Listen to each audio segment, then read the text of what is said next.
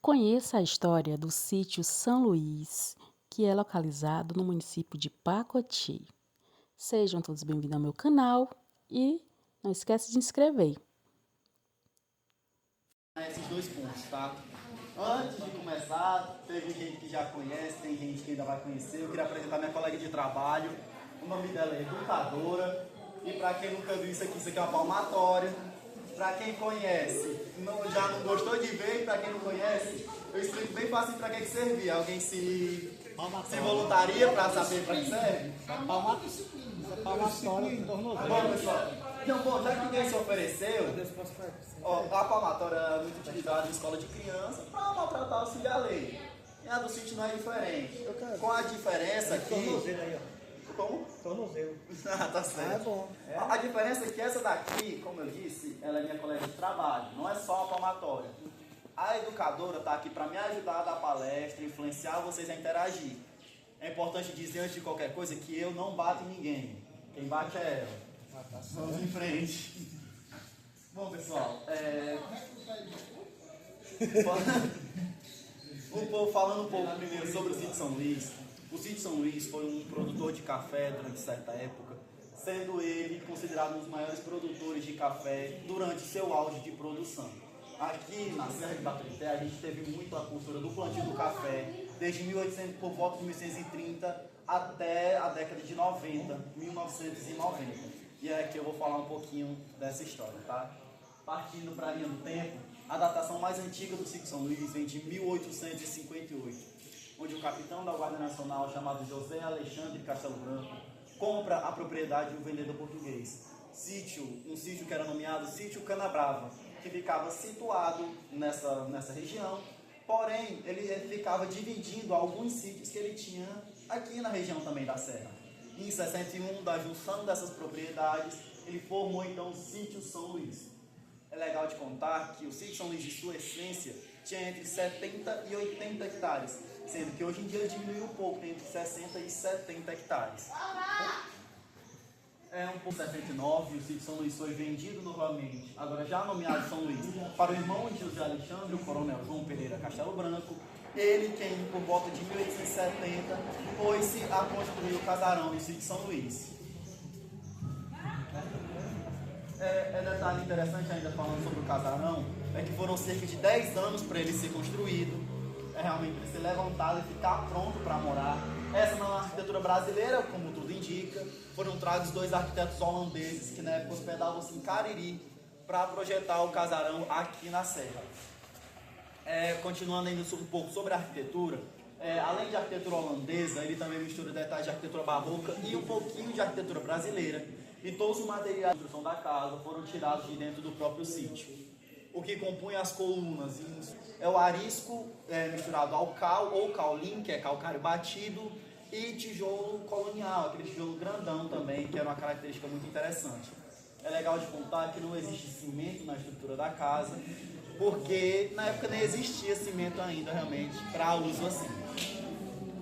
Um pouco à frente, em 1900, vem a falecer o dono do sítio, deixando a propriedade só para 10 filhos. Filhos esses que não chegaram a administrar o Sítio São Luís, porque na época a propriedade foi hipotecada. E antes de eu falar da hipoteca, falar quem foi que assumiu a propriedade, eu vou parar a história, voltar um pouquinho lá para antes da nossa linha do tempo, para falar um pouco sobre o café e a sua história. E bom, eu queria saber primeiro de vocês conhecem a origem do café fora da Arábia? Vocês já ouviram falar? Não. Vocês querem que eu conte? Pode. Olha, o café... Olha, o café, ele veio, como é que eu posso dizer, de uma maneira mais bonita, contrabandeado da Arábia. De uma forma não muito, como é que eu vou dizer, justa. Porque na época o café só era comercializado, só era plantado realmente na Arábia. Porque eles vendiam a planta sem uma membrana que cobre a castanha do café. E sem essa membrana o café não brota. Logo, para eles era muito mais vistoso vender o café assim, porque logo não podia se produzir café fora de lá, e eles eram os únicos produtores. Porém, de alguma forma ele veio para cá. Existe um comendador português que teve uma relação realmente com uma filha de um imperador lá da Arábia. Sendo que essa moça, depois de um tempo, eles ali em uma relação, ela deu para ele de presente 2 mudas de café. Depois que ele ganhou essas mudas, ele pegou o beco, capou o gato, fugiu com as 2 mudas de café, abandonou a moça, e no meio do caminho lá na viagem, uma das mudas morreu e a outra ele conseguiu trazer até Portugal. Que detalhe, foi a muda que gerou as sementes para o plantio do café fora da Arábia. Dito isso, o café chegou ao Brasil em 1925. Por volta de 1930 ele veio a ser plantado aqui na Serra. E como era uma coisa mais recente, estava começando o plantio do café e ele tinha havido contrabandeado, não existia mão de obra especializada, pelo menos na região, para plantar esse café. E aí eles resolveram tentar produzir o café da forma que eles achavam que ia funcionar. O que eles fizeram? Trouxeram o café, desmataram a região, tiraram toda a cobertura do solo e jogaram lá o café. Um grave erro, porque do ponto de vista geográfico e botânico, agora primeiro do ponto de vista geográfico, o solo da serra é composto por mais minerais do que o material orgânico. E aí é detalhe interessante, embora a gente tenha muita cobertura vegetal, a matéria em si do solo ela é mais mineral do que orgânico. Logo, se você tira a cobertura do solo, ele não vai ter tanta matéria para cobrir uma planta, por exemplo, o café, que é uma planta que exige muita matéria orgânica do solo.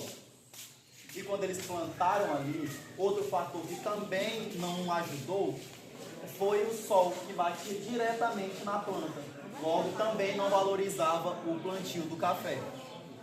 E bom, foi se plantando, o café arábica típica leva cerca de 5 anos para dar a sua primeira safra. E aí, tudo que eles foram extraindo o café da região, o solo foi empobrecendo. E pouco tempo depois, cerca de 1900, o solo já estava tão fraco que o café parou de produzir. E aí decorreu-se essa crise aqui na Serra. Muitas propriedades foram abandonadas, outras foram vendidas. O caso do Sítio São Luís é um caso específico, porque, como eu disse mais cedo, ele foi hipotecado para uma firma francesa que na época hospedava-se em Fortaleza. Firma essa chamada Boris Freire Exportadora. Um detalhe interessante sobre ela é que essa exportadora, além de ser uma das maiores exportadoras da época, que exportava cerca de 85% do café que era produzido aqui na Serra, também atuavam no ramo de casa de moedas e de banco. Logo que facilitam ainda mais essa questão da hipoteca do sítio. E bom, por volta de 1907, o Sítio São Luís, sob a gestão dos Boris, eles vão procurar extrair, com uma propriedade grande, vão procurar extrair daqui outra matéria-prima em alternativa ao café.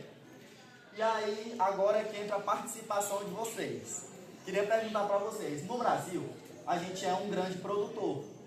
Logo, a gente tem algumas matérias-primas que são extraídas aqui. E o Brasil é destaque por conta de alguma delas. Alguém sabe me dizer alguma? Oi?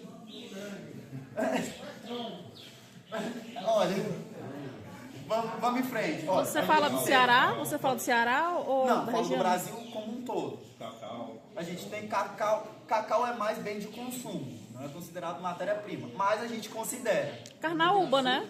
Carnaúba, cana-de-açúcar. Lá mais para a região da Amazônia, o que é que a gente extrai? Borracha.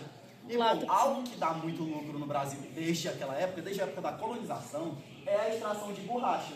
E aí, se você sabe que a gente produz borracha, acho que você sabe de que árvore se extrai o látex para fazer borracha. Você sabe me dizer? Seringueira. Da seringueira. Porém, entretanto, todavia, vamos a alguns fatos. Vocês já ouviram falar de produção de borracha no Ceará? Na Serra, vocês já ouviram falar que existia seringueira aqui? E aí que vem a parte curiosa, não existe seringueira aqui na Serra. Existe uma planta nativa que foi descoberta pelo pessoal da região que dava para se extrair um látex semelhante da seringueira para se fazer uma borracha. E aí a gente começou a investir nesse ciclo da borracha. Vou dar uma dica, eu queria que vocês me dissessem que planta é essa. Eu acho que vocês conhecem. Todo mundo aqui é cearense, né? Pelo menos até onde eu espero. Bom, eu acho... Bom, tem uma grande chance de vocês conhecerem, mas não é obrigatório também. Não se sintam errados por isso. É uma planta nativa da serra, muito comum no Pará. Com a folha dela, é uma planta naturalmente tóxica, mas com a folha dela se faz uma receita que tem que ser cozida por 7 dias para se tornar própria para o consumo. Maniçoba, perfeitamente. O nome da planta é maniçoba. Ah, obrigado. Já escapou vocês da palmatória, viu? E bom, Pega aqui, eu tô com uma. olha, tá com melhor. E bom, pessoal, aqui, à vontade. Aqui na Serra a gente tem muito a decorrência da maniçoba, principalmente pelo solo já ter sido explorado. Por que disso? Maniçoba não cresce em solo virgem. Ela tem essa decorrência de crescer mais em solo que já foi explorado. Por isso, como o café tinha explorado todo o solo, tirou aquela matéria orgânica do solo e já tinha maniçoba nativa, foi um ambiente perfeito para ela crescer. E por volta de 1910, logo quando os goris vieram para cá, eles começaram a investir nesse ciclo da extração de borracha de maniçoba. E aí eu pergunto mais uma vez, já ouviram falar de borracha de maniçoba? Então, logo, é lógico que não foi algo muito lucrativo. A borracha de maniçoba tinha usos muito específicos, tanto por ser produzida em pouca quantidade, tanto por ela ter uma toxina que torna ela um antisséptico um pouco melhor do que o látex da seringueira, geralmente por ela ser uma planta tóxica realmente. Logo, o uso dessa borracha era muito específico. E bom, às vezes quantidade não é qualidade, principalmente nessa época que o foco principal não era realmente a qualidade, era a quantidade. Logo, a borracha de maniçoba era considerada uma borracha de péssima qualidade. E bom, por volta de 1912, declarou-se o fim do ciclo da borracha de maniçoba. A serra inteira vendia cerca de 15 toneladas de borracha por ano. Olha, eu falando assim parece muito, 15 mil quilos realmente parece muito. Mas a gente vai comparar com a Amazônia, que vendia de 70 a 80 toneladas de borracha por ano. E detalhe de uma borracha de boa qualidade. E prosseguindo por volta de 1912, quando declarou-se o fim do ciclo da borracha aqui na Serra, os boris que tinham tido muito prejuízo depois de investir aqui nesse ciclo, eles perceberam então que a Serra não era o lugar ideal para eles investir.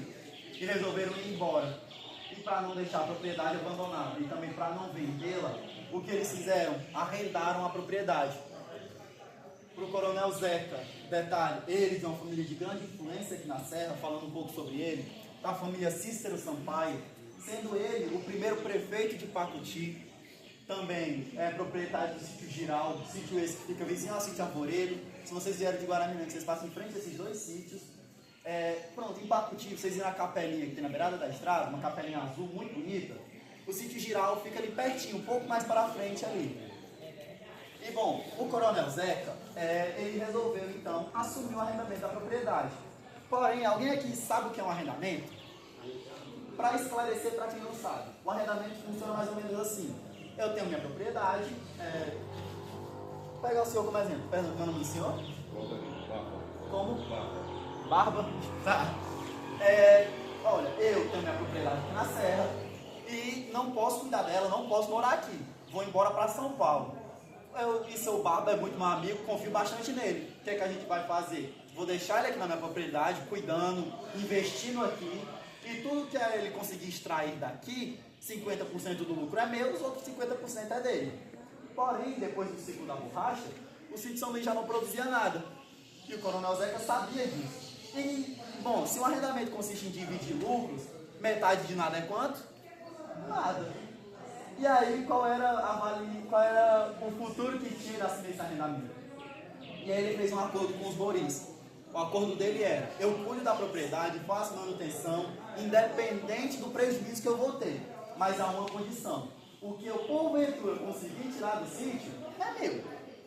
E os boris, sem muita esperança de ver o sítio voltar a produzir, aceitaram isso tranquilamente. Porém, enquanto tudo isso acontecia dentro do sítio, fora daqui a natureza estava dando um jeito de se repor, de voltar à sua riqueza natural. E aqui eu vou parar um pouquinho agora para falar um pouco do ponto de vista botânico. Vocês lembram o que eu disse? Qual era o principal problema no cafezal lá no começo? Vocês prestaram atenção? O solo que estava impróprio e o sol que batia direto na planta. Tudo que a maniçoba cresceu, para quem nunca viu um pé de maniçoba, ela cresce bastante, ela cresce mais do que um pé de café até certo ponto. Ela ajudou a resolver os problemas que tinham no cafezal. É interessante de contar, do ponto de vista botânico, a batata da maniçoba ajuda o solo a reter líquidos, repor nutrientes e, além de que, gera cobertura e matéria orgânica. Detalhe, os componentes que ela repõe no solo são necessários para o desenvolvimento ideal do café. Como eu disse, a natureza deu um jeito de se repor, de voltar à tona ali realmente. E os proprietários vendo ali por volta de 1918 que o café estava voltando a produzir coberto pela maniçoba, eles resolveram investir nisso. E uma última vez, investindo no cafezal, eles trouxeram uma árvore lá da Bahia para cobrir o cafezal aqui na serra. O nome da árvore é engazeira. E hoje em dia a gente tem muita decorrência dessa engazeira, porque foi uma árvore que se desenvolveu muito bem aqui.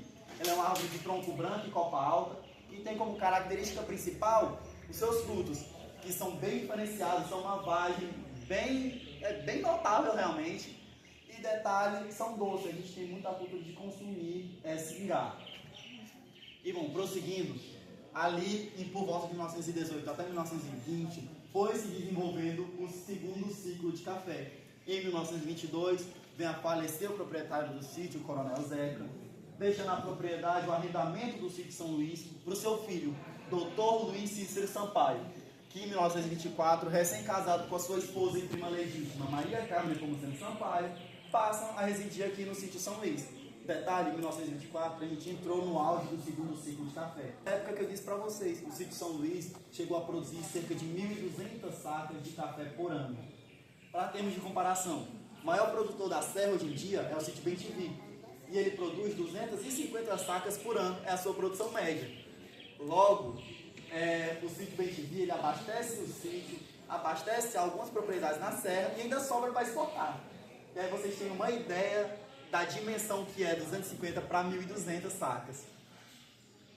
Prosseguindo, o Dr. Luiz também foi prefeito de Pacuti, da mesma forma foi formado em Direito em uma das primeiras faculdades de Direito do Ceará. E interessante também, foi diretor da comarca de Baturité durante 6 anos. E também foi promotor. Trabalhou muito no setor da prefeitura realmente. Em 1925, durante a sua primeira gestão, como um dos seus primeiros atos como prefeito, ele vai criar uma obra de rodagem que construiu algumas estradas carroçais, dentre elas a estrada mais notável que ligava o município de Pacuti até o sítio São Luís. E detalhe, pode ser coincidência, me digam vocês, a estrada que vinha até o sítio era a única estrada com calçamento. Por que será? Em 1930, 5 anos depois, Dr. Luiz conclui a compra do sítio. É empregado o termo concluir, não à toa. Conclui porque a gente não sabe quando ele começou a comprar o sítio, ele decidiu comprar. A gente sabe que ele quitou a dívida e a escritura de venda do sítio é assinada de 1930. Em 65, vem a falecer Dr. Luiz, deixando a propriedade para sua esposa. Detalhe interessante, que legitimamente eles não tiveram filhos, porque Dr. Luiz era estéril. Porém, eles adotaram um rapaz chamado Onofre, sobrinho da dona Carmen. Detalhe, sobrinho esse veio a falecer muito cedo também, em decorrência de uma cirrose. Mas ele deixou filhos, e foi esses filhos que prosseguiram com a linhagem da família. Em 98, é gravado um filme no sítio São Luís, de uma atriz cearense chamada Florinda Bolcan. O nome do filme é Eu Não Conhecia Tururu. É um filme péssimo, horroroso, não recomendo. 1 hora e 45 minutos de duração, ele é uma longa-metragem. E a história dele é uma história assim, não muito interessante, eu acho. Ele conta a história de 4 irmãs, tudo vitalina, uma se casa e morar no sítio. Bom, para vocês terem uma ideiazinha da divisão, é cerca de 1 hora e 45, como eu disse. São 40 minutos da mulher procurando marido, depois mais 50 dela organizando o casamento, depois mais 10 minutos de crédito. E nessa daí eu perdi 1 hora e 40 da minha vida. Vamos em frente. Mas olha, quem quiser, faltou, eu sei que não foi a conta ideal, mas eu disse na média. E bom, mas quem quiser assistir, tivesse infelicidade, tem no YouTube, muito fácil para assistir. E bom, tá aí, não tá aí uma recomendação, mas tá aí um filme. Em 2000, vem a falecer a dona Carmen, deixando a propriedade para o seu neto, filho de Onofre, e para a esposa dele, a dona Cláudia, que é a atual proprietária, tá? Em 2007 é gravado outro filme no sítio São Luís, e adivinhe, esse é bom, de Glauber Filho e João Pimentel. O nome do filme é Bezerra de Menezes, O Diário de um Espírito. Esse já é mais conhecido, tem gente que inclusive assistiu esse filme nos cinemas. E para quem nunca ouviu falar, é importante eu contar também, antes de vocês assistirem, Bezerra de Menezes foi um espírita herbologista, médico, que viveu da caridade, ajudava pobre numa época que o pobre se lascava mais do que hoje em dia. E detalhe, existe até uma avenida de Fortaleza com o nome de Bezerra de Menezes. Em 2015, 8 anos depois, foi fundado o Instituto Sítio São Luís. Ele foi introduzido a Rota Verde do Café, é um passeio turístico que une vários pontos aqui na Serra. Claramente mais bonito é o Sítio São Luís, mas eu não posso deixar de recomendar os outros pontos, como o Sítio São Roque, Sítio Aguacinas, Museu da Refesa, Mosteiro dos Jesuítas, lá em Baturité. Centro de referência do café também gosto bastante. De uma maneira mais geral é isso, de maneira bem resumida. Muito obrigado por terem me escutado, tá, pessoal?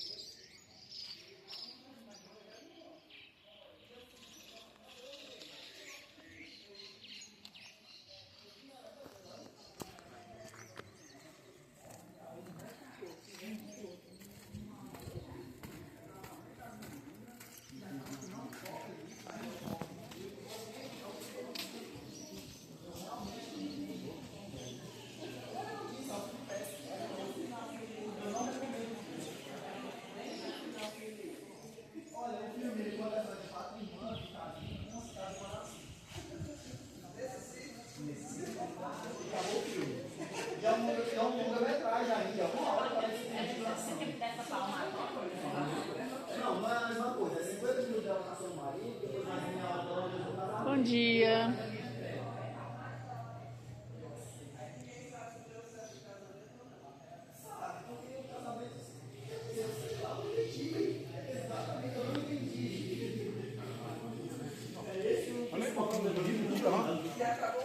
Acabou o filme. Você descobre que esse deu certo. É só uma motora. Vocês chegaram agora com essa curva e nós fazemos muito bem-vindo, sabe, de Gabriel, sou o guia de vocês. Qualquer dúvida sobre a história, sobre a onde está a casa, se você à vontade vai questionar, vai ficar atender vocês, tá? Caso queira saber sobre a parte que a gente vai café, um pouquinho sobre a história. Não temos visita guiada na casa, não, senhora. Porque todos funcionam da visitação e aí a visita guiada na casa realmente não é necessária, não se faz necessário. Mas aí quando eu buscar alguma coisa aqui, saber uma parte mais sobre a história,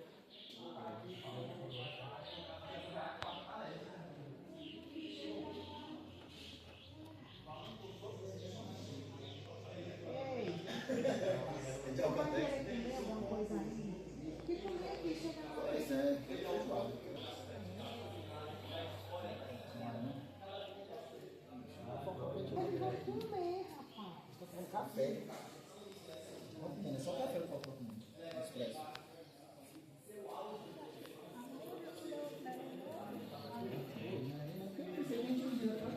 Calma, muito brava ainda aqui.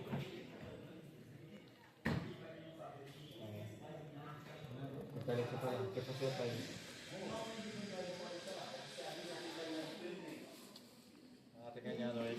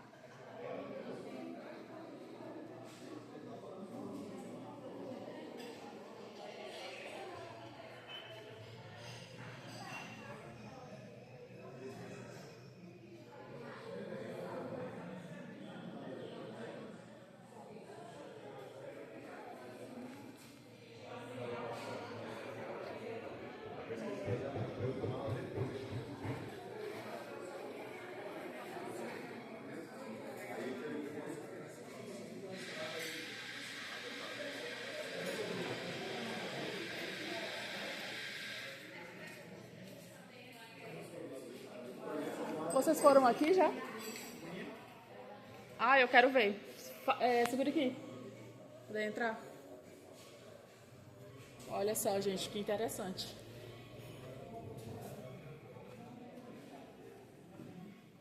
Olha só como é cultivado antigamente. Aqui é a cabaça, né? Olha só, gente. Muito lindo. Encantada, viu? As lamparinas, o lampião, né? Que era colocado querosene, né? Um tipo de combustível para poder sinalizar da queima e, consequentemente, clarear aquele local. Aquele não, esse local. Muito bacana. É legal o tamanho, né? Que o tamanho do banheiro antigamente. Olha só, gente, o tamanho do janela. Só mais um pouquinho mais pra lá, só pra ver o tamanho. Chega lá de cima. Interessante. Fala da espessura, né, das paredes. Enorme, enorme.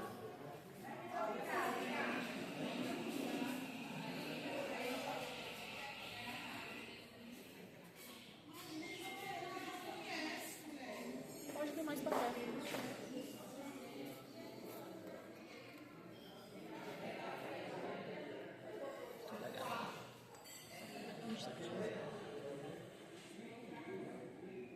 E aí, alguém adivinha o que seria isso aqui?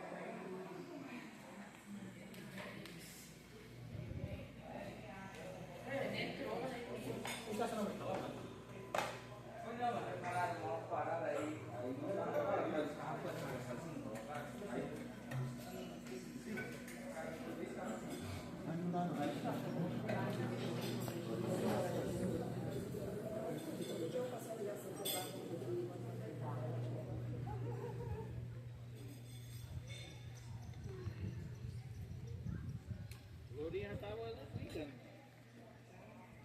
Essa a gente tá chegando. O Lourinho foi seu